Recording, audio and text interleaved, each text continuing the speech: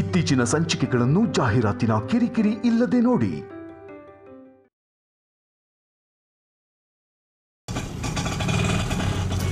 Sir, ಏನ್ ಗೊತ್ತಾ, ನೀವ್ ಹೇಳಿದ್ ಕೇಳಿದ್ಮೇಲೆ ನಿಮ್ ಪ್ರತಿ ಹಾವಭಾವ, ಕಣ್ಸನ್ನೆ, ನಗು, ಮಾತು ಎಲ್ಲದರಲ್ಲೂ ಬರೀ ನಿಮ್ ಪ್ರೀತಿನೇ ಕಾಣಿಸ್ತಿತ್ತು ಸರ್. ನೀವು ನನ್ನ ಭೇಟಿ ಆಗೋದಕ್ಕೆ ಏನೇನೋ ನೆಪ ಹೇಳ್ಕೊಂಡು ಬರ್ತಾ ಇದ್ರಿ ಗೊತ್ತಾ. ನನಗೆ ಏನೂ ಆಗ್ತಿರೋ ಹಾಗೆ ನನ್ನನ್ನ ಮಗು ತರ ಪ್ರೊಟೆಕ್ಟ್ ಮಾಡ್ತಾ ಇದ್ರಿ. ನಮ್ಮ ಮನೆಗೆ ಒಂದ್ಸಲ ಬಾಡಿಗಳನ್ನ ಕಳಿಸ್ಬಿಟ್ಟಿದ್ರಿ ಗೊತ್ತಾ. ಹೌದಾ?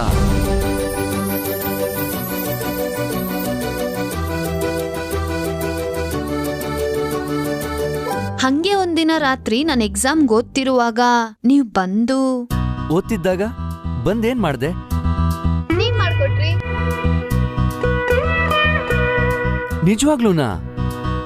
ಹೀಗೆಲ್ಲ ನಾನ್ ಮಾಡದ್ನ ಅಂತ ನನಗೆ ಆಶ್ಚರ್ಯ ಆಗ್ತಿದೆ. ನನಗೆ ಗೊತ್ತು ನೀವ್ ಹೀಗೆ ಹೇಳ್ತೀರಾ ಅಂತ. ಬನ್ನಿ, ನಿಮಗ್ ಸಾಕ್ಷಿ ಸಮೇತ ತೋರಿಸ್ತೀನಿ. ಸಾಕ್ಷಿನಾ? ಹಾ, ಈಗ್ಲೇ ತೋರಿಸ್ತೀನಿ ಬನ್ನಿ.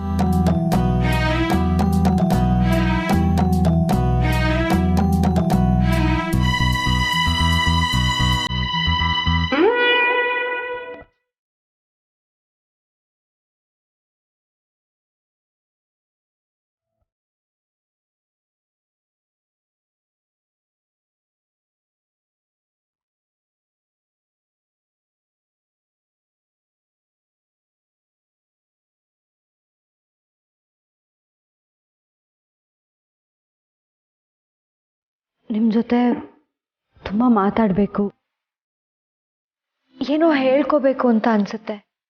ಆದರೆ ಹೇಳ್ಕೊಂಡ್ರೆ ವೀಕ್ ಆಗಿ ಎಮೋಷ್ನಲ್ ಆಗ್ಬಿಡ್ತೀನೇನೋ ಅಂತ ಭಯ. ಎಲ್ಲ ಸಂದರ್ಭದಲ್ಲೂ ಮಾತಾಡಲೇಬೇಕು ಅಂತ ಏನಿಲ್ಲ. ಕೆಲವು ಸಂದರ್ಭದಲ್ಲಿ ಮೌನನೇ ಎಲ್ಲವನ್ನೂ ಹೇಳುತ್ತೆ.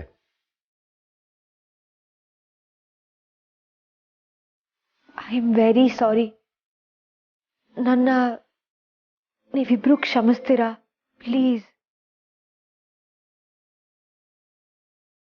ನನ್ನ ಜೀವನ, ನನ್ನ ಪ್ರೀತಿ, ನನ್ನ ವಿಷಯ ಮುಂದೆ ನನಗೆ ಯಾರ ಬಗ್ಗೆನೂ ಯೋಚನೆ ಮಾಡಬೇಕು ಅಂತ ಅನ್ನಿಸ್ಲಿಲ್ಲ, ಮಾಡಲೂ ಇಲ್ಲ.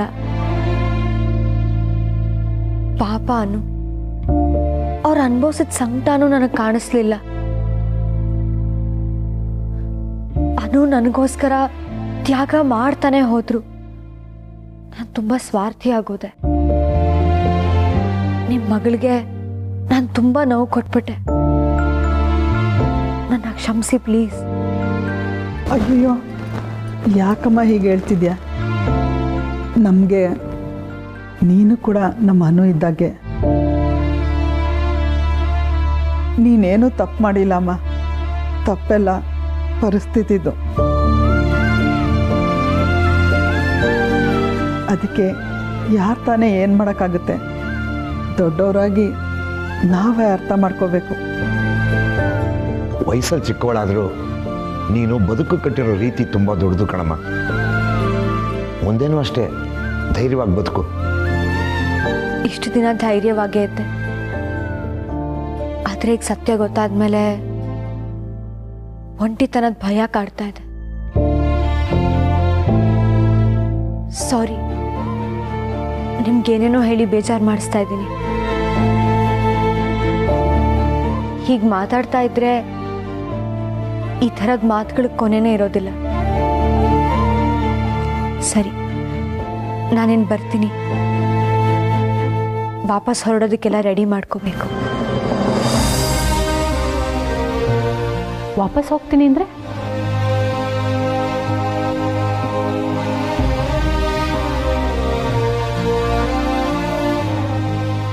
ಇಲ್ಲಿ ಏನಿದೆ ಅಂತ ಇಲ್ಲೇ ಇರಬೇಕು ಮೀರಾ ಅವರೇ.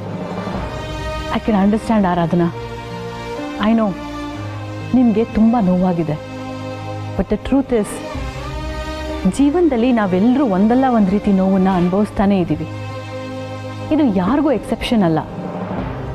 ಬಟ್ ಇದನ್ನು ಅಕ್ಸೆಪ್ಟ್ ಮಾಡಿಕೊಂಡು ಮುಂದೆ ಹೋಗೋದೇ ನಿಜವಾದ ಜೀವನ. ಅದು ಬಿಟ್ಟರೆ ನಮ್ಮ ಹತ್ರ ಬೇರೆ ದಾರಿ ಇಲ್ಲ. ನಿಜ ಮೀರಾ ಮೇಡಮ್, ನಿಮ್ಮ ಮಾತು ಸತ್ಯ. ಮೀರಾ ಮೇಡಮ್, ನಿಮ್ಮನ್ನು ನೋಡ್ತಿದ್ರೆ ತುಂಬ ಖುಷಿ ಆಗುತ್ತೆ. ಎಲ್ಲ ಕೆಲಸನೂ ಪಾದರಸ ಥರ ಮಾಡ್ತೀರಾ.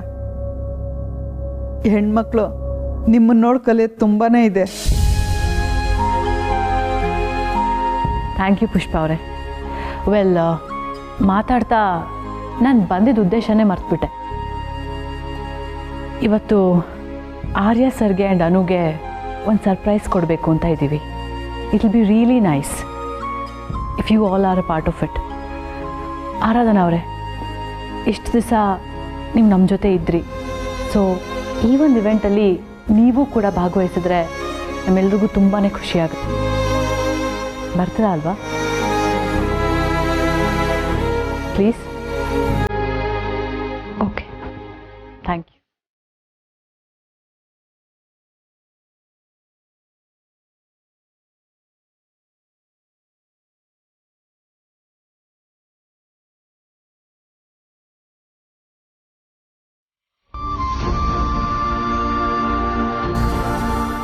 ಸರ್, ಈ ಶುಂಠಿ ಏನು ಮಾಡುತ್ತೆ ಅಂದರೆ ನಮ್ಮ ನಾಲ್ಗೆ ಇದ್ರ ರುಚಿ ನೋಡಿದ ತಕ್ಷಣ ನಮ್ಮ ಮೆದುಳನ್ನ ಫುಲ್ ಆಕ್ಟಿವ್ ಮಾಡಿಬಿಡುತ್ತೆ. ಏಯ್, ಸಾಕು ಸುಮ್ಮನಿರೋ. ಸರ್ಗೆ ಹಳೇದನ್ನೆಲ್ಲ ನೆನ್ಪು ಮಾಡಬೇಕು ಅಂತ ಅಂದರೆ ನೀನು ಶುಂಠಿ ಬಗ್ಗೆ ಡಾಕ್ಯುಮೆಂಟ್ರಿ ಮಾಡ್ತಿದ್ಯಾ? ಸರ್, ನೀವು ಮೊದಲು ಶುಂಠಿನ ತುರಿರಿ.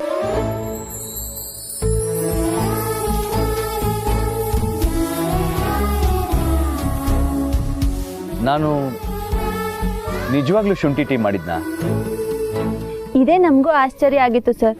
ಆದರೆ ಪ್ರೀತಿ ಏನು ಬೇಕಾದರೂ ಮಾಡಿಸುತ್ತೆ ಅಂತ ಆಮೇಲೆ ಗೊತ್ತಾಯಿತು.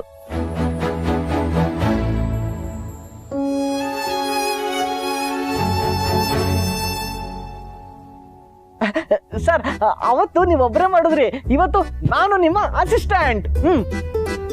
ಹಾ, ಜೇಂಡೆ ಸರ್ ಜಾಗ ಖಾಲಿ ಇದೆಯಲ್ಲ, ಸೇರ್ಕೊಳ್ಳೋಣ ಅಂತ ಪ್ಲಾನ್ ಮಾಡ್ತಿದ್ದಾನೆ. ಬಿಡಬೇಡಿ ಸರ್. ಈಗ ಯಾಕೆ ಜೇಂಡೆ ಮಾತು ಬಿಡಿ? ಅದೇ ಸರ್, ನೀವೇ ಹೇಳಿ ಅವಳಿಗೆ.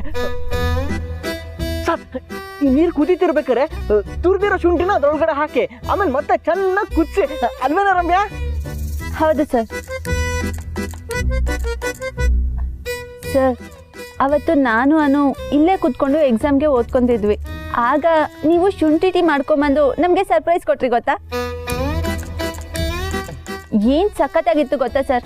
ಆಕ್ಚುಲಿ ನನಗೂ ಅನುಗೂ ನಂಬೋಕೆ ಆಗಿರ್ಲಿಲ್ಲ. ಹೌದು ಸರ್, ಅವತ್ತು ನಾವು ಎಕ್ಸಾಮ್ ಟೆನ್ಷನಲ್ಲಿದ್ವಿ. ನಿಮ್ಮ ಟೀ ಕುಡಿದು ನಮ್ಗೆಷ್ಟು ರಿಲ್ಯಾಕ್ಸ್ ಫೀಲ್ ಆಯಿತು ಗೊತ್ತಾ? ಅಷ್ಟು ದೊಡ್ಡ ವ್ಯಕ್ತಿ ನಮ್ಮ ವಟಾರಕ್ಕೆ ಬಂದಿದ್ದಾರಲ್ಲ ಅನ್ನೋ ಆಶ್ಚರ್ಯ ಒಂದು ಕಡೆ ಆದರೆ, ಜೀವನ ಪೂರ್ತಿ ನಿಮ್ಮ ಜೊತೆಗೆ ಅನ್ನೋ ಪ್ರೀತಿ ಇನ್ನೊಂದು ಕಡೆ. ಎಕ್ಸಾಮ್ ಚೆನ್ನಾಗಿ ಬರ್ದ್ರಿ ತಾನೆ? ತುಂಬ ಚೆನ್ನಾಗಿ ಬರೆದ್ವಿ ಸರ್. ಅವತ್ತು ಇನ್ನೇನೇನಾಯ್ತು? ನಾನು ಹೇಳ್ತೀನಿ ಏನಂದ್ರೆ ಅವತ್ತು ನೀ ಸುಮ್ಮನೆ ಕತೆ ಕಟ್ಟ್ಯಾ? ಸರ್, ನಾ ಹೇಳ್ತೀನಿ. ಅವತ್ತು ಸುಮಾರು 10 ಗಂಟೆ ಆಗಿತ್ತು ಅಲ್ವಾ ಅನು? ಅವಾಗ ನಿಮ್ ಕಾರ್ ಬಂದು ನಿಲ್ತು.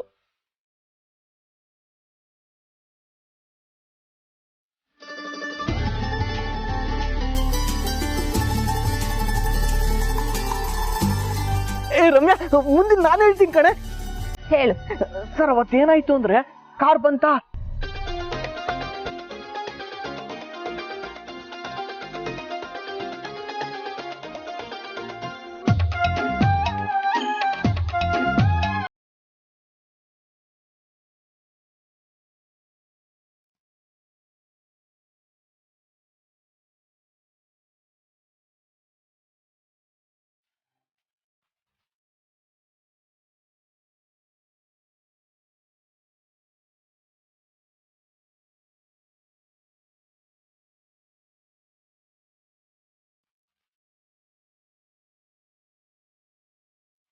ಇಷ್ಟ ಆಯ್ತು ಸರ್.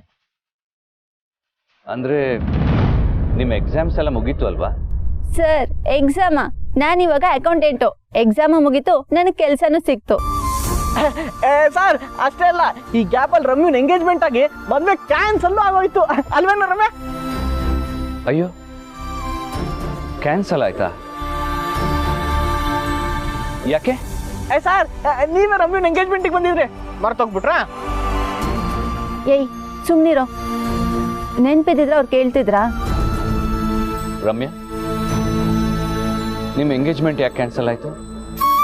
ನಿಮಗೆ ಹುಡುಗ ಇಷ್ಟ ಆಗಲಿಲ್ವಾ? ಸರ್, ಹುಡುಗ ಸೂಪರ್ ಆಗಿದ್ದಾನೆ. ರಮ್ಯಾ ಮತ್ತೆ ಅವನು ತುಂಬಾ ಪ್ರೀತಿಸ್ತಾರೆ. ಆದ್ರೆ ಜೇಂಡೆಯಿಂದ ಎಲ್ಲ ಹಾಳಾಗೋಯ್ತು. ಸಂಪತ್, ಸುಮ್ಮನಿರು.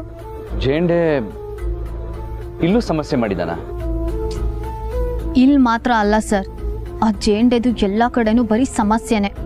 ರಮ್ಯಾ ಕೆಲಸ ಮಾಡೋ ಜಾಗದಲ್ಲಿ ಜೇಂಡೆ ಬಗ್ಗೆ ಇನ್ಫಾರ್ಮೇಶನ್ ಸಿಕ್ತು. ಆ ಜೇಂಡೆ ಲ್ಯಾಂಡನ್ನು ಕಬಳಿಸ್ತಿರೋ ವಿಷಯ ರಮ್ಯಾ ಬಂದು ನನಗೆ ಹೇಳಿದ್ಲು ಸರ್. ಅದಕ್ಕೆ ಆ ಜೇಂಡೆಗೆ ರಮ್ಯನ ಕಂಡ್ರೆ ಆಗಲ್ಲ. ಅದು ಅಲ್ಲದೆ ರಮ್ಯನ ಎಂಗೇಜ್ಮೆಂಟ್ ಆಗೋ ಹುಡುಗನ ಅಪ್ಪ ಮತ್ತು ಜೇಂಡೆ ಇಬ್ಬರು ಫ್ರೆಂಡ್ಸ್ ಬೇರೆ. ಅವತ್ತು ಎಂಗೇಜ್ಮೆಂಟ್ ದಿನ ಆ ಜೇಂಡೆಗೆ ಮತ್ತು ನಿಮಗೆ ಸ್ವಲ್ಪ ಮಾತುಕತೆ ಆಯಿತು. ಅದು ಹುಡುಗನ ಅಪ್ಪಂಗೆ ಬೇಜಾರಾಗಿ ಎಂಗೇಜ್ಮೆಂಟ್ ಕ್ಯಾನ್ಸಲ್ ಮಾಡಿಕೊಂಡು ಹೋದರು. ಅಂದರೆ ಒಂದು ಅರ್ಥದಲ್ಲಿ ಇದಕ್ಕೆಲ್ಲ ನಾನೇ ಕಾರಣ ಅಲ್ವಾ? ಸಾರಿ ರಮ್ಯಾ. ಅಯ್ಯೋ ಸರ್, ನೀವ್ಯಾಕೆ ಸಾರಿ ಕೇಳ್ತಿದ್ದೀರಾ? ಹೀಗಾಗಬೇಕು ಅಂತ ಇದ್ದಾಗ ಯಾರು ತಾನೇ ಏನು ಮಾಡೋಕ್ಕಾಗುತ್ತೆ? ಪ್ಲೀಸ್ ಇಷ್ಟೊಂದೆಲ್ಲ ಡಿಸಪಾಯಿಂಟ್ ಆಗಬೇಡಿ. ಆ ಹುಡುಗ ನಿಮ್ಗೆ ಇಷ್ಟನಾ? ಸಂಕೋಚ ಪಟ್ಕೋಬೇಡಿ, ಹೇಳಿ. ನಿಮಗೆ ಆ ಹುಡುಗ ಇಷ್ಟನಾ? ಹಾಗಿದ್ರೆ ನಿಮ್ಮ ಮದುವೆ ಆ ಹುಡುಗನ ಜೊತೆನೇ ಆಗುತ್ತೆ. ಆ ಜವಾಬ್ದಾರಿ ನಂದು.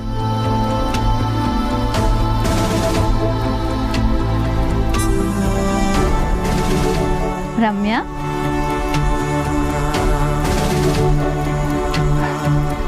ಟೀ ರೆಡಿ ಆಯ್ತು. ಟೀ ರೆಡಿ ಆಯ್ತು.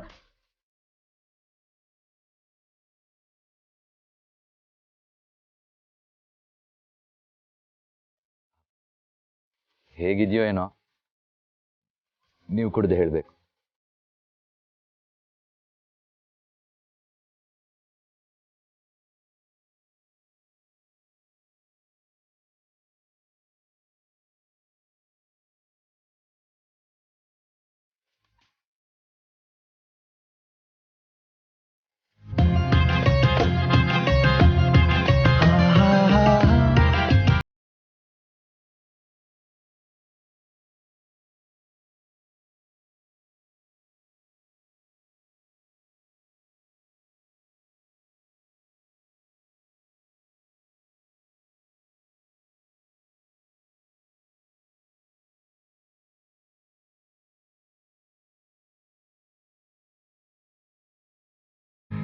ಬಟ್ ಇದು ನನಗೆ.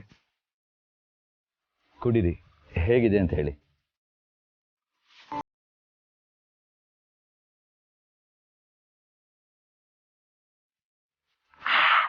Sir, super. ಸರ್, ತುಂಬ ಚೆನ್ನಾಗಿದೆ. Thank you.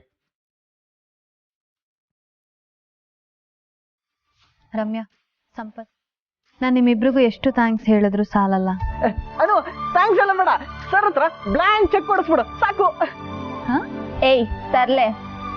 ಮತ್ತೆ ಫ್ರೆಂಡ್ಸ್ಗೆ ಯಾರಾದ್ರು ಥ್ಯಾಂಕ್ಸ್ ಹೇಳ್ತಾರಾ? ನೀವಿಬ್ರು ಎಲ್ಲ ಕಷ್ಟದಲ್ಲೂ ನನ್ನ ಜೊತೆಗೆ ಇದ್ದೀರಾ. Thank you so much. Anu, ಇಷ್ಟ ದಿನ ಮಾತ್ರ ಅಲ್ಲ, ಇನ್ಯಾವತ್ತಿಗೂ ನಾವು ನಿನ್ ಜೊತೆನೇ ಇರ್ತೀವಿ. ಇನ್ಯಾವತ್ತೂ ಕಷ್ಟಗಳು ಬರೋದು ಬೇಡ ಅನು ನಿನಗೆ. ಈಗಾಗಲೇ ತುಂಬ ಆಗೋಗಿದೆ. ಇನ್ನೇನಿದ್ರು ಖುಷಿಯಾಗಿ ಜೊತೆಯಾಗಿರಿ.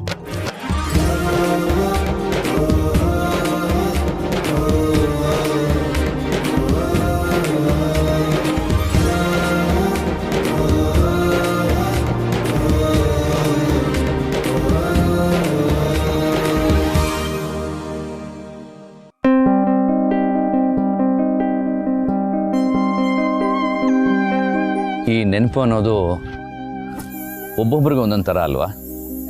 ಕೆಲವರು ಹಳೆದೆಲ್ಲ ಮರೆತು ನೆಮ್ಮದಿಯಾಗಿರಬೇಕು ಅಂತಾರೆ. ಆದರೆ ನನಗೆ ನೆನಪೆಲ್ಲ ಅಳಿಸೋ ಹೋಗಿ ನಿಮ್ಗೆ ಎಷ್ಟು ತೊಂದರೆ ಕೊಡ್ತಿದ್ದೀನಿ. ನನಗೆ ಹಳೆದೆಲ್ಲ ನೆನಪಿಸ್ಬೇಕು ಅಂತ ನೀವು, ರಮ್ಯಾ, ಸಂಪತ್ ಎಲ್ಲರೂ ಎಷ್ಟು ಶ್ರಮ ತಗೋತಿದ್ದೀರಾ. ಆದರೆ ನನ್ನಿಂದನೇ ರಮ್ಯಾ ಮದುವೆ ಕ್ಯಾನ್ಸಲ್ ಆಯಿತು ಅನ್ನೋದು ನೆನೆಸ್ಕೊಂಡ್ರೆ. ನೀವೇನು ಬೇಕು ಅಂತ ಮಾಡಿಲ್ಲ ಸರ್, ನೀವು ಬೇಜಾರು ಮಾಡ್ಕೋಬೇಡಿ. ಆದರೂ ಪಾಪ ರಮ್ಯಾ. ಅನು, ನಾವೇ ಮುಂದೆ ನಿಂತು ಅವಳ ಮದುವೆನ ಮಾಡಿಸೋಣ. ಅವಳಿಗೆ ಒಬ್ಬ ಅಣ್ಣ ಇದ್ದಿದ್ರೆ ಹೇಗೆ ಮದುವೆ ಮಾಡ್ತಿದ್ನೋ ಹಾಗೆ ಮಾಡ್ತೀನಿ. ಅವಳು ಯಾವಾಗಲೂ ಹೇಳ್ತಾ ಇದ್ಲು ಸರ್, ಒಬ್ಬ ಅಣ್ಣ ಇದ್ರೆ ಲೈಫ್ ಈಸಿ ಆಗತ್ತೆ ಅಂತ. ಕೊನೆಗೂ ಅಣ್ಣ ಸಿಕ್ಕಿದ್ರಲ್ಲ. ಇದು ನನ್ನ ಆರ್ಯ ಸರ್ ಅಂದ್ರೆ.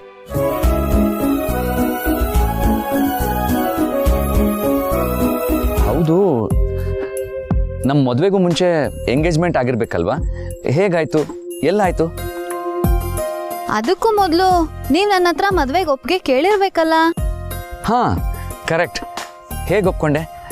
ನಾನು ಕೇಳಿದ ತಕ್ಷಣ ಒಪ್ಕೊಂಬಿಟ್ಟಿಯಾನು? ಹೌದು, ಮತ್ತೆ ನೀವು ಕೇಳಿದಾಗ ನಾನು ಒಪ್ಪದೆ ಹೇಗಿರ್ಲಿ ಹೇಳಿ? ನೀವು, ನಿಮ್ಮ ಪ್ರೀತಿ ಎಲ್ಲಾನು ನಂದೆ. ಅದು ನನ್ನ ಹಕ್ಕು ಸರ್.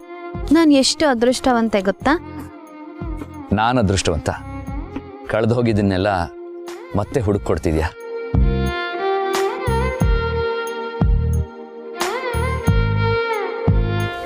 ಅನು, ನನ್ನನ್ನು ಮದುವೆ ಆಗುವಂತ ನಾನು ಹೇಗೆ ಕೇಳಿದೆ?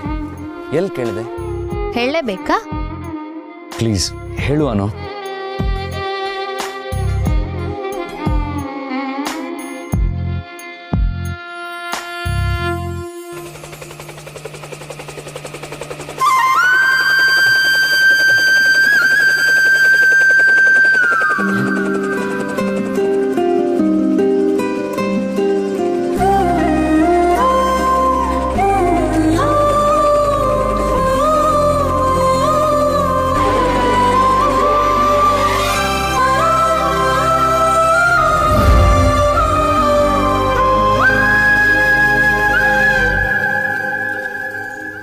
ಆಕಾಶದಲ್ಲಿ. ಆಕಾಶದಲ್ಲ? ಹಾ, ಸೆಪ್ಟೆಂಬರ್ 15 ನನ್ನ ಜೀವನದಲ್ಲೇ ಮರೆಯಕ್ಕಾಗದೇ ಇರೋಂಥ ದಿನ. ಅವತ್ತು ಇಂಜಿನಿಯರ್ಸ್ ಡೇ.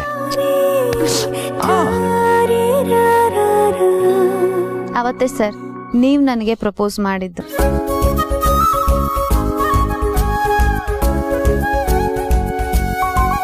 ನೀವು ನನ್ನನ್ನು ಮೇಲ್ ಹಾರಿಸ್ಕೊಂಡು ಹೋಗಿ ಅಲ್ಲೇ ಪ್ರಪೋಸ್ ಮಾಡಿದ್ರಿ.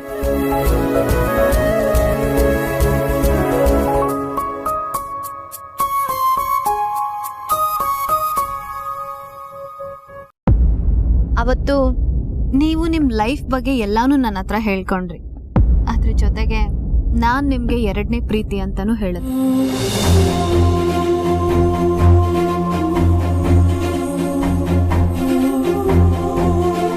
ಆದರೆ ಅವತ್ತು ನೀವು ನನಗೆ ಹೇಳಿದ್ದು ನನಗೆ ಒಪ್ಪಿಗೆ ಇತ್ತು.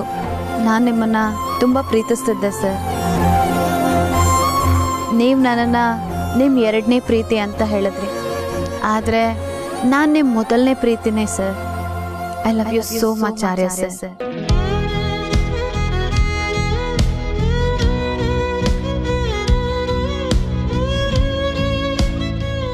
ನಿಮ್ಮ ಜೊತೆ ತುಂಬ ಮಾತಾಡಬೇಕು, ಎಲ್ಲಾನು ಹೇಳ್ಕೋಬೇಕು. ಆಟೋ ಬನ್ನಿ ಸರ್. ಮತ್ತೆ ಆಟೋನಾ? ಬನ್ನಿ ನೀವು. ಅಣ್ಣ ಹೊರಡಿ.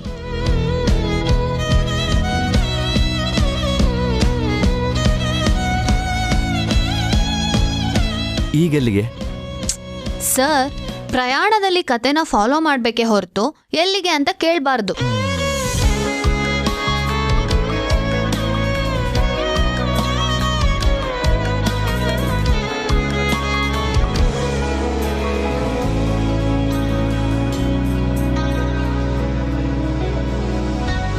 ನೀವು ಪ್ರಪೋಸ್ ಮಾಡಿದ ದಿನಾನೇ ನನಗೆ ಈ ರಿಂಗ್ನ ತೊಡಿಸಿದ್ದು.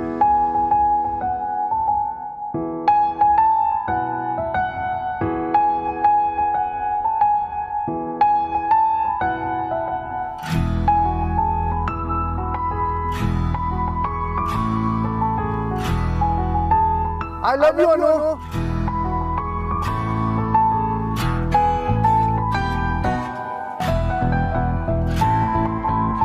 Will you marry me? Yes, sir. I will.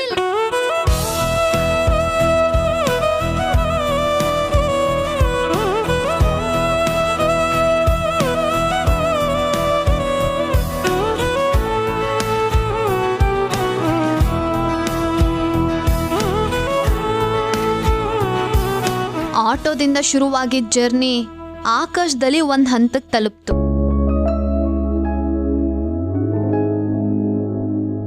ಏನು? ಅನು, ನಿಜವಾಗ್ಲೂ ನಾನು ಪ್ರಪೋಸ್ ಮಾಡಿದ ತಕ್ಷಣ ನೀನು ಒಪ್ಕೊಂಬಿಟ್ಯಾ? ಥೋ ಸರ್, ಮತ್ತದೇ ಪ್ರಶ್ನೆನ ಕೇಳ್ತಿದ್ದೀರಲ್ಲ. ಈಗ ತಾನೇ ಸಾಕ್ಷಿ ತೋರ್ಸದ್ನಲ್ಲ. ಓ, ಸಾಕ್ಷಿ ಅಂದಿದ ತಕ್ಷಣ ನೆನಪಾಯ್ತು. ನಾನು ನಿಮ್ಮ ಜೊತೆಗೆ ಬಂದಿದ್ದನ್ನ ಅವರು ಹೋಗ್ಲಿ ಬಿಡಿ, ಆಮೇಲೆ ಹೇಳ್ತೀನಿ.